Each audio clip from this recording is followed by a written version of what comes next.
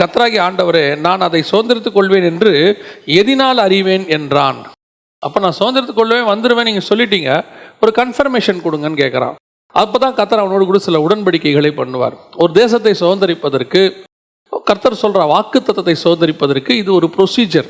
இதுதான் ப்ரொசீஜர். முதல்ல அந்த வாக்குத்தத்தத்துக்குரிய இடத்துல இருக்கணும், ரெண்டாவது அங்கே உழைக்கணும், மூணாவது கர்த்தரோடு கூட உடன்படிக்கை பண்ணணும். இதை நாங்கள் ஏற்கனவே இந்த செய்தி எடுத்தோம். ஆனால் இதை படிச்சுட்டே இருக்கும்போது ஆண்டவர் இன்னொரு காரியத்தை அதிலிருந்து தொடர்ந்து பேசினார். அது இன்னைக்கு காலையில் ஒரு ஜெபத்தில் ஜெபித்து கொண்டிருக்கும் போது கர்த்தர் உறுதிப்படுத்தினார். அந்த 17வது வசனம், நீ எழுந்து தேசத்தின் நீளமும் அகலம் அம்மட்டும் நடந்து திரி, அதை உனக்கு தருவேன் என்றார். இப்போ ஆண்டவர் ஆபிரகாமை பார்த்து நடக்க சொல்லிட்டார். பல நேரங்களில் நாம் கர்த்தர் சொல்கிற வேலையை செய்கிறோம், ஊழியம் செய்கிறோம், அல்லது கர்த்தர் நம்ம கொடுக்குற வேலையை செய்கிறோம், சின்சியராக செய்கிறோம். ஆனால் ரிசல்ட் பல நேரங்களில் வரல. 13ஆம் அதிகாரத்தில் அவன் நடந்து திரிந்த போது 15ஆம் அதிகாரம் வரைக்கும் அவனுக்கு அது அவன் கையில் வரல. அவனுக்கே ஒரு கன்ஃபர்மேஷன் இல்லை. ஆண்டவரே, இதை நான் சுதந்திரத்துக் கொள்வேன் என்று எதினால் அறிவேன். நீங்கள் சொன்ன மாதிரியே வந்தேன், நடந்தேன், எல்லாம் பண்ணிட்டேன் ஆண்டவரே, ஆனாலும் கூட எனக்கு என்ன வரல, ஒரு கன்ஃபர்மேஷன் வரல. பல நேரத்தில் ஊழியத்தின் பாதையாக இருக்கட்டும், அல்லது கர்த்தர் சொல்கிற ஒரு வழியில் நீங்கள் நடக்கிறவங்களாகவே இருக்கட்டுமே, சில நேரங்களில் கர்த்தர் சொல்லியும் நாம் நடக்கும்போது ஒரு ஆசீர்வாதம் வராதது போலவே இருக்கும். சில ஊழியர்கிட்ட பேசிகிட்டு இருக்கும்போது சொல்லுவாங்க, அண்ணே ஆண்டவர் சொல்லித்தான் இங்கே வந்தேன், 10 வருஷம் ஆகி போச்சுண்ணே, என்ன ஒரு பெரிய மாற்றம் வந்த மாதிரி தெரியலண்ணே அப்படின்னு சொல்லுவாங்க. ஒரு சிலர் சொல்லுவாங்க, இந்த பிஸ்னஸை நாங்கள் ஆண்டவர் தான் கொடுத்தாரு, கன்ஃபார்மாக எங்களுக்கு தெரியும், ஆனால் ஒன்றும் ஒரு பெரிய ஆசீர்வாதம் இல்லை, ஏதோ வருது போது நாங்கள் இருக்கிறோம் அப்படின்னு சொல்லுவாங்க.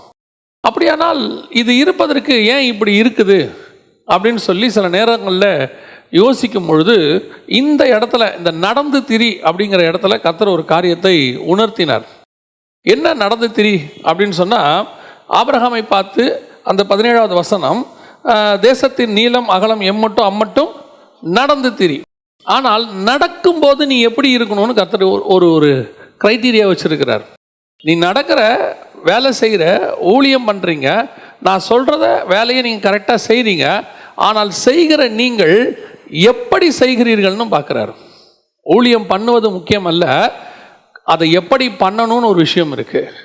வியாபாரம் பண்ணுறது முக்கியம் இல்லை, அதை எப்படி பண்ணணும்னு இருக்குது. எல்லாரும் வியாபாரம் பண்ணுறாங்க, ஆனால் அதை பண்ணுற மெத்தட், கர்த்தருக்கென்று ஒரு மெத்தட் இருக்குது, அதைத்தான் கர்த்தர் எதிர்பார்க்கிறார். அப்படி நீங்கள் செய்யும் போது தான் அது உங்களுக்கு ஆசீர்வாதமாக இருக்கும். உங்களுக்கு நினைக்கிற வாக்குத்தத்தம் அங்கே தான் நிறைவேறும்.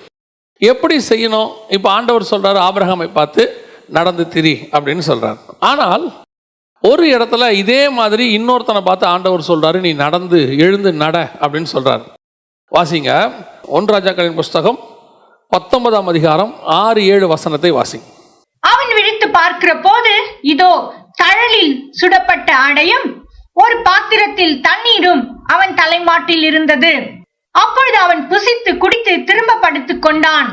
கர்த்தருடைய தூதன் திரும்ப 2ஆம் தரம் வந்து அவனை தட்டி எழுப்பி, எழுந்திருந்து போஜனம் பண்ணு, நீ பண்ண வேண்டிய பிரயாணம் வெகு தூரம் என்றான். அப்பொழுது அவன் எழுந்திருந்து புசித்து குடித்து அந்த போஜனத்தின் பலத்தினால் 40 நாள் இரவு பகல் ஒரே பெண்ணம் தேவனுடைய பர்வதம் மட்டும் நடந்து போனான். தேவனுடைய பர்வதம் மட்டும் நடந்து போனான். இப்ப கர்த்தர் அவனை போதான் சொல்றாரு, அவன் நடக்க தான் செய்யறான். ஆனால் இரவும் பகலும் 40 நாள் நடக்கிறான். அந்த நடப்பதற்கு பலனை கர்த்தர் கொடுத்துட்டார். வசனம் அங்கே தெளிவாக இருக்குது, அந்த போஜனத்தின் பலத்தினால் அப்படின்னு இருக்குது. அப்போ கர்த்தர் தான் அவனை போஷிச்சிருக்கிறார் நடக்கிறதுக்கு. வேற யாரும் அவனை போஷிக்கல, கர்த்தர் தான் போஷிச்சிருக்கிறாரு. இப்போ அவனும் கர்த்தருடைய வார்த்தையை கேட்டு தான் நடக்கிறான். போகிறதும் தேவ பர்வதத்துக்கு தான் போகிறான். இப்போ நீங்கள் பார்க்குறதுக்கு பார்த்தா எல்லாம் கரெக்டாகவே இருக்கும்.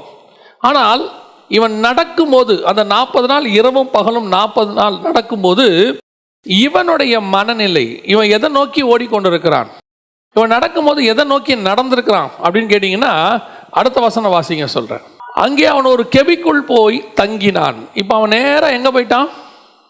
ஒரு கெபிக்கு போயிட்டான். இரவும் பகலும் 40 நாள் நடந்து ஒரு கெபிக்கு போயிட்டான். ஏன் எலியா கெபிக்கு போனான்? இரவும் பகலும் 40 நாள் நடந்து அந்த கெபியில் போய் தங்கறதுக்கு தான் அந்த 40 நாளும் அவன் நடந்திருக்கிறான். அவனுக்கு கர்த்தர் கொடுத்த போஜனத்தை அவன் எதுக்கு யூஸ் பண்ணியிருக்கிறான்? 40 நாள் நடக்கிறதுக்கு யூஸ் பண்ணியிருக்கிறான். அந்த 40 நாளும் எங்கே நடந்திருக்கிறான்? தேவ பர்வதத்துக்கு நேராக நடந்திருக்கான். அதாவது எகிப்தில் இருக்கிற ஓரேபுக்கு வரைக்கும் போயிருக்கான். எதுக்காக போனா? ஒரு கெபியை தேடி கண்டுபிடிச்சு அது உள்ள தங்கறதுக்கு போனான். அப்போ இந்த 40 நாளும் எலியாவினுடைய மனநிலை என்ன? அவன் நடக்கும்போது கண்டிப்பா 40 நாள் இன்டு 24, 24 மணி நேரம், 40 நாள் இரவும் பகலும்னு இருக்கு, தூங்கவே இல்லை அவன். அப்போ அந்த இரவும் பகலும் நடக்கும்போது அவன் மனநிலை முழுக்க எது மேல இருக்குது அப்படின்னு கேட்டீங்கன்னா, நான் இப்பொழுது தேவ பர்வதம் நோக்கி போகிறேன், ஓரேபை நோக்கி போகிறேன், என்ன ஒருத்தர் துரத்துறாங்க, என்னை கொலை பண்ண பார்க்குறாங்க, இப்போ நான் இதுல இருந்து தப்பிக்கணும், தப்பிக்கிறதுக்கு நான் என்ன செய்யணும்? போஜன பலம் கர்த்தருடையது, ஆனால் சிந்தனை கர்த்தருடையது அல்ல. போஜன பலன் கர்த்தர் தான் கொடுக்கிறார், கர்த்தர் தான் அவனை போஷிக்கிறார், கர்த்தர் தான் நடக்க சொன்னார், அழைப்பு கர்த்தருடையது. ஆனால் எப்படி நடக்கிறான்? இப்போ அவன் சிந்தனை முழுக்க எது மேல ஓடிட்டு இருக்குது?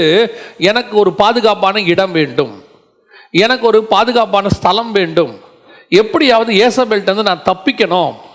இதைத்தான் ஆண்டவர் அந்த இடத்துல பார்க்கிறார். அவங்ககிட்ட வந்து நின்னுக்கிறான், கெபிக்குள்ள வந்துட்டான். ஏன் இந்த எண்ணம் இவனுக்கு வந்துச்சு? இப்படி வருவதற்கு என்ன காரணம் அப்படின்னு கேட்டீங்கன்னா, அதுக்கு முந்தின அதிகாரத்தில் வாசிங்க. 1 ராஜாக்களின் புஸ்தகம் 18ஆம் அதிகாரம் 13வது வசனத்தை வாசிங்க. 1 ராஜாக்கள் 18:13. யேசபேல் கர்த்தரின் தீர்க்கதரிசிகளை கொன்று போடுகிற போது, நான் கர்த்தருடைய தீர்க்கதரிசிகளில் 100 பேரை ஒவ்வொரு கெபியிலே 50 பேராக ஒளித்து வைத்து, 100 பேரை ஒவ்வொரு கெபியிலே 50 பேராக. இதுதான் அவனுக்கு முன்னாடி சொல்லப்பட்டதான ஒரு இன்ஃபர்மேஷன், ஒரு செய்தி. இந்த செய்தி எலியாவோட மனசுல இருந்துகிட்டே இருக்குது, எலியாவோட தாட்குள்ள போயிட்டே இருக்குது. அப்ப யேசபேல் நம்மளை தேடினா, கொலை பண்ண வழி செஞ்சா, அல்லது எனக்கு ஒரு ஆபத்து வருமானால் தப்பிக்கிறதுக்கு என்ன வழி? ஏதாவது ஒரு கெபிக்குள்ள போய் நான் தங்கணும், தங்கிட்டேன்னா நான் என்ன செய்வேன்? தப்பித்துக் கொள்வேன். இந்த இரவும் பகலும் 40 நாள் இதுதான் அவனுடைய சிந்தனை. அவன் எதற்காக நடந்தான்? கர்த்தர் எதுக்கு நடக்க சொன்னாரு? அவனை வந்து கெபிக்குள்ள தங்க வைக்கிறதுக்கு நடக்க சொன்னாரா? இல்ல. கர்த்தருடைய திட்டம் என்ன, அவருடைய பிளான் என்ன? இதை எதையாவது யோசிச்சான் அவன்? 40 நாள் எதை பத்தியுமே யோசிக்கல. அவனுடைய ஒரே யோசனை, நான் சர்வைவ் பண்ணணும், நான் தப்பிக்கணும், நான் காப்பாற்றப்படணும். அப்ப அந்த நடக்கிற ஒவ்வொரு ஸ்டெப்பும் அவனுடைய சிந்தனை என்னன்னா, எனக்கு பாதுகாப்பு வேணும், நான் தப்பிக்கணும், எனக்கு ஒரு இடம் வேணும். இந்த மாதிரி நடக்கிறவனுடைய நடை கர்த்தரால் ஆசீர்வதிக்கப்படாது. இந்த நடையை கர்த்தர் அங்கீகரிப்பதில்லை. நீ ஊழியத்தில் நடக்கிறீங்க, உனக்கு கர்த்தர் கொடுக்கிறதான வேலையோ ஏதோ ஒன்றுல நடக்கிறீங்க, ஆனா எதுக்கு நடக்கிறீங்கன்றதான் கேள்வி. இப்ப இவன் எதுக்காக நடக்கிறான்? தன் ஜீவனை பாதுகாத்துக் கொள்வதற்காக. பல நேரங்களில் நம்ம கர்த்தரிடத்துல எதுக்கு ஆசீர்வாதத்தை கேட்கிறோம்? நம்ம ஜீவனை பாதுகாக்கிறதுக்கு, நாம ஆண்டவர்கிட்ட போய் நிக்கிறதுக்கு, சர்வைவ் பண்றதுக்கு. பல நேரங்களில் இதுதான் நடந்துகிட்டே இருக்குது. ஊழியத்தின் பாதையில ஓட ஆரம்பிக்கும் பொழுது வரும்போது யாருமே இப்படி ஒரு தேவையோடு வரமாட்டாங்க, எனக்கு ஒரு பாதுகாப்பான இடம் வேணும் அப்படிலாம் வரவே மாட்டாங்க. வரும்போது அவங்களுடைய அழைப்பு உன்னதமானது, மகத்துவமானது. ஆண்டவர்கிட்ட வரும்போது நாமெல்லாம் தேவையோட வரவே இல்லை. எனக்கு தெரிஞ்சு ஒரு 50-60% தேவையோட வந்தவங்க கிடையாது. எல்லாருமே ஏதோ ஒரு தியாகத்தோட கர்த்தருக்காக அப்படிதான் வந்தாங்க, அப்படிதான் வர்றாங்க. ஆனால் ஒரு நாள் ஓட்டம் மாறுது. என்ன மாறுது? பிரச்சனை வரும்போது, போராட்டம் வரும்போது, எனக்கு இதை விட கொஞ்சம் சேஃபான இடம் கிடைச்சா நல்லா இருக்குமே, எனக்கு பிரச்சனை வருது, போராட்டம் வருது. கர்த்தர் அந்த நேரத்தில் கர்த்தர் சொல்றாரு, நீ எழுந்து நட. அப்ப நடக்கும்போது இவன் ஒரு கேள்வி ஆண்டவரை கேட்டிருக்கணும், ஆண்டவரே இப்ப நான் எதுக்கு நடக்கணும், எங்க நடக்கணும்? ஃபர்ஸ்ட் அவன் சொல்றான், போதும் கர்த்தாவே நான் என்ன செஞ்சிருங்க, என்ன விட்டுருங்க, என்ன விட்டுருங்க, நான் செத்து போறேங்கிறான் அவன். ஆனா கர்த்தர் சொல்றாரு, இல்ல இல்ல நீ சாவலாம் வேண்டாம், நீ எழுந்து நட. பொதுவா நீங்க பாத்தீங்கன்னு சொன்னா, வீட்டில் ஒரு பிரச்சனை வந்துச்சுன்னா வீட்டம்மெல்லாம் சொல்லுவாங்க, பேசாம போய் தொலைலான்னு இருக்கிற அப்படிம்பாங்க. அதனால என்ன பண்ணுவாங்க, சில கணவனுங்க என்ன பண்ணுவாங்க, என்னம்மா இப்படியெல்லாம் சொல்லிட்ட, நீ அப்படிலாம் சொல்லக்கூடாதுமா அப்படின்னு ஒன்னா அடுத்த கேள்வி அந்த அம்மா கேட்கும், இப்போ நான் இருந்து இப்போ என்ன பண்ண போறேன், என்ன பிரயோஜனம் இந்த வீட்டில் நான் இருந்து அப்படின்னு. அதுக்குமே தெரியும் நம்ம இருந்து ஒரு பிரயோஜனம் இல்லைன்னு, ஆனால் கேட்கும். அப்போ சில நேரத்தில் வந்து அவங்க சொல்லுவாங்க, அப்போ நான் இருந்து என்ன பிரயோஜனம், ஏன் இவ்வளோ கஷ்டப்பட்டு நான் ஏன் இங்கே இருக்கணும் அப்படின்னு கேட்பாங்க. அதே தான் எலியாவுடைய நிலைமையும். எலியா ஆண்டவர் என்ன கேட்டிருக்கணும், அப்படி நான் கஷ்டப்பட்டு இப்போ நடந்து என்ன ஆண்டவரை பண்ண போகிறேன், பண்ண வேண்டிய தூரம் வெகு தூரம், நான் என்ன பண்ண போகிறேன். ஆண்டவர் ஒன்றும் ஆண்டவர்கிட்ட அவனும் கேட்கல, அவரும் சொல்லலை, எழுந்து நடன்னாரு, நடக்கிறான். அந்த நடை எதன் அடிப்படையில் இருக்கிறது? அவனுடைய வாழ்க்கையை பாதுகாப்பதற்கென்று. இன்னைக்கு நம்மள பல பேர் அப்படித்தான் ஓடிக்கிட்டே இருக்கிறோம். நமக்காக ஓடுறோம், நம்ம பாதுகாப்புக்காக ஓடுறோம், நம்முடைய பிள்ளைகளின் பாதுகாப்புக்காக ஓடிட்டு இருக்கிறோம். ஏதாவது ஒரு வகையில் நாங்கள் செட்டில் ஆகணும் அப்படின்னு ஓடுறோம். இந்த நடை கர்த்தருக்கு பிரியமான நடை கிடையாது. இந்த நடை கர்த்தர் ஆசீர்வதிக்கிற நடையும் கிடையாது. கர்த்தர் திருப்பி கெபிக்கு வந்தவனை பார்த்து கேட்குறாரு, அவனை பார்த்து நீ எதுக்கு இங்கே வந்தன்னு கேட்குறாரு. அது கீழே அழகாக வசனம் இருக்கு பாருங்களேன். அவனை பார்த்து கேட்குறாரு, எலியாவே உனக்கு இங்கே என்ன காரியம்? அப்படின்னா என்ன அர்த்தம்? இதில் வேற என்ன ஒரு பெரிய விஷயம் தெரியுமா? என்னமோ அவர் தெரியாமல் கேட்குற மாதிரி எலியா வந்து ஆண்டவருக்கு எக்ஸ்பிளைன் பண்ணுறாரு. என்ன எக்ஸ்பிளைன் பண்ணுறாரு? இந்த மாதிரி ஏசபேல் முன்னாடி அந்த பாகாலுக்கு முன்பாக முழங்கால் படியிடாதவங்கள நான் ஒருத்த மட்டும் மீந்திருக்கிறேன் இல்லையா? ஒருத்த மட்டும் மீந்திருக்கிறேன், என்னையும் கொல்ல வகை பார்க்குறாங்க. அவர் என்ன சொல்ல வர்றாருன்னா, நான் ஒருத்த மட்டும் இல்லைன்னா இப்போ தீர்க்கதரிசியே இல்லை இஸ்ரேலுங்கிறார். அவர் என்ன சொல்ல வர்றாரு? நான் இல்லைன்னா இஸ்ரேல் யார் கிடையாது, தீர்க்கதரிசியே இல்லை ஆண்டவரே அப்படிங்கிறார். இப்போ கர்த்தர் அவனுக்கு என்ன பதில் சொன்னார்? பாகாலுக்கு முன்பாக முழங்கால் படியிடாத 7000 பேர் இருக்கிறாங்க அப்படி தானே சொல்றாரு. 7000 பேர் இருக்கிறாங்கல்ல. இந்த உபதியா மறைச்சு வச்சவங்க எத்தனை பேர்? வெறும் 100 பேர். கெபிக்கு 50 பேரை, 2 கெபிக்கு 100 பேர் வச்சாரு. அந்த 100 பேர் இல்லாமல் கர்த்தர் சொல்றாரு, உனக்கு தெரிஞ்சு மறைஞ்சது 100, உனக்கு தெரிஞ்சு நீ மட்டும், ஆனால் உனக்கு தெரியாமல் எனக்கு தெரிஞ்சு 7000 பேர் இருக்கான். ஆண்டவருக்கு மினிஸ்ட்ரிக்கு 7000 பேர் இருக்கான். எங்கேயோ இருக்கா, ஆண்டவர் வச்சிருக்கிறாரு. எல்லாரும் ஆளுக்கு ஒரு பக்கம் ஓடிக்கிட்டு இருக்கிறான்.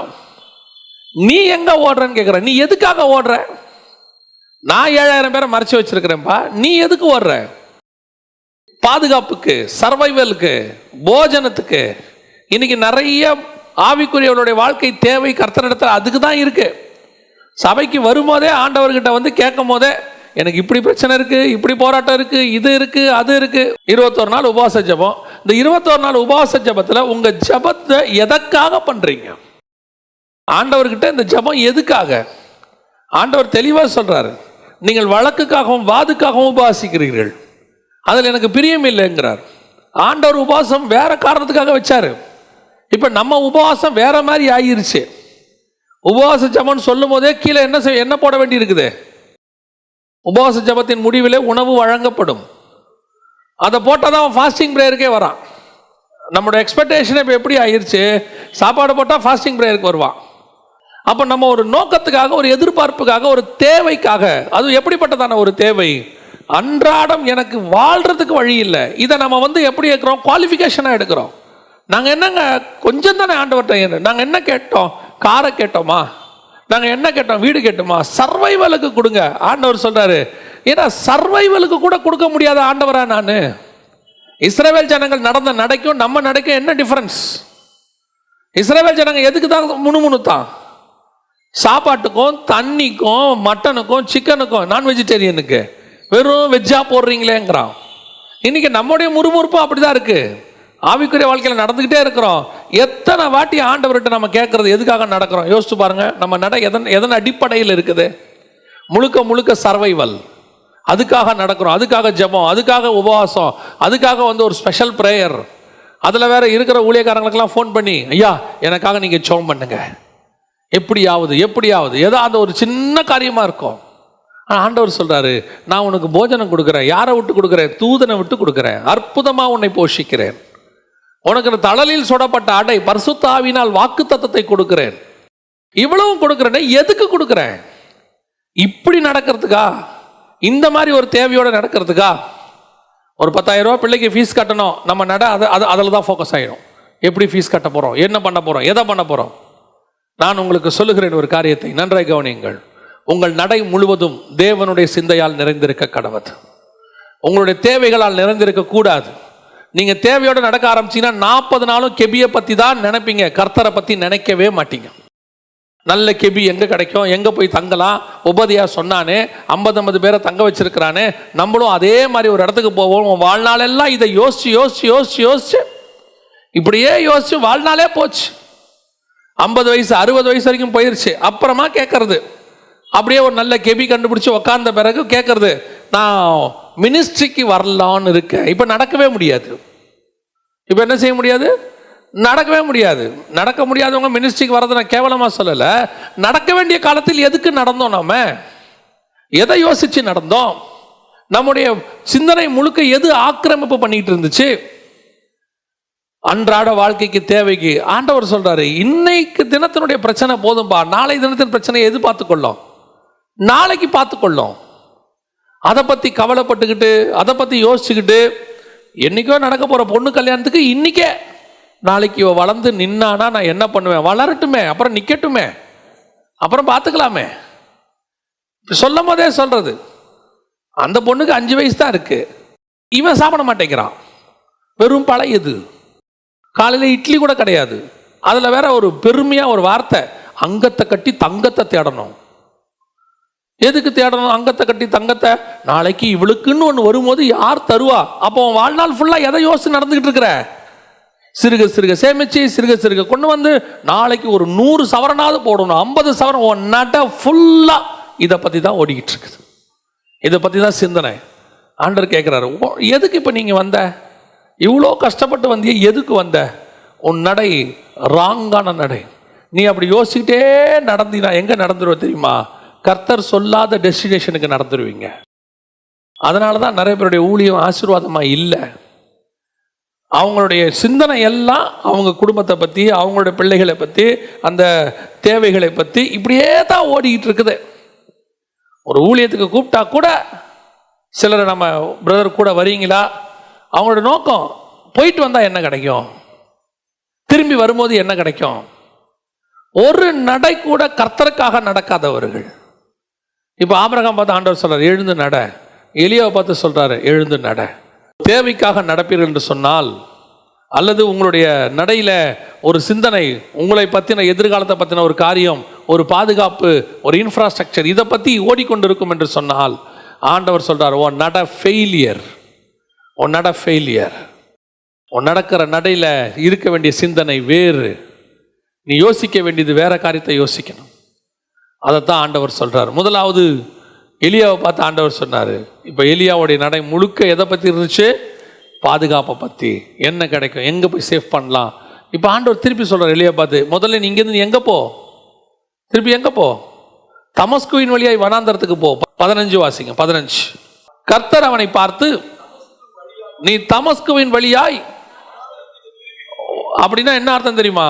இவன் எந்த பெயர் சபாவை கிராஸ் பண்ணானோ திருப்பி அதே வழியாக அவன் போகணும், திருப்பி அதே வழியாக தான் போகணும்.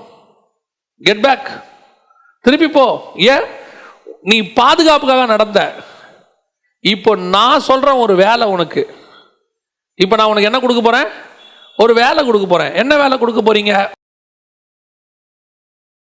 ஆசகேலை சிரியாவின் மேல் ராஜாவாகவும், யெகூவை இஸ்ரவேல் மேல் ராஜாவாகவும், எலிசாவை உன் ஸ்தானத்திலும் தீர்க்கதரிசியாக. இப்ப நீ எப்படி தெரியுமா நடக்கணும்? கெபியை வச்சுக்கிட்டு கெபிக்காக நடக்கக்கூடாது. என் மேல் கர்த்தருடைய திட்டம் ஒன்று இருக்கிறது, அந்த திட்டத்துக்காக நான் நடக்க போகிறேன். என் நடை தேவைக்கானதல்ல, என் நடை தேவனுக்கானது. என் நடை வாழ்வதற்காக அல்ல, என் நடை என்னை வாழ வைத்தவருக்காக. இப்ப நீ இப்ப எலியா, நான் 80 நாள் நடக்கணும். இப்ப எலியா எப்படி நடக்கணும்? 80 நாள் நடக்கணும். ஏன்னா திருப்பி அவர் எங்கேருந்து போனோம்? ஓரேபிலேருந்து தமஸ்குவுக்கு போனோம். அதாவது தென் தேசத்துலேருந்து வட தேசத்துக்கு போனோம், கீழே இருந்து மேலே போனோம். அவர் நடுவில் இருந்து வந்துட்டார், பெயர் சபாவிலேருந்து. அப்படியே நடந்தாருன்னா அந்த பக்கம் 40 நாளில் போயிருக்கலாம். அவர் இப்படி வந்துட்டார், இருக்கட்டும். இப்போ 40 நாளுக்கு பதிலாக நீ எத்தனை நாள் நடக்கணும்? 80 நாள் நடக்கணும். கணக்குப்படி நான் சொல்கிறேன், அந்த அளவை வச்சுட்டு சொல்கிறேன். 80 நாள்னா 80 நாளான்னு கேட்காதீங்க, டபுளாக நடக்க வேண்டியது நீ நடக்கணும். ஆனால் இப்போ நீ எப்படி நடக்கணும் தெரியுமா? கெபியை தேடி நடக்கக்கூடாது, தேவைக்காக நடக்கக்கூடாது, உன் பிள்ளைக்கு வீடு கட்டுறதுக்காக நடக்கக்கூடாது, சர்ச்சுக்கு வரும்போது ஒரு தேவையோடு கூட வரவே கூடாது. நீ சர்ச்சுக்கு வரும்போது தேவனுக்காக தான் சர்ச்சுக்கு வரணும்.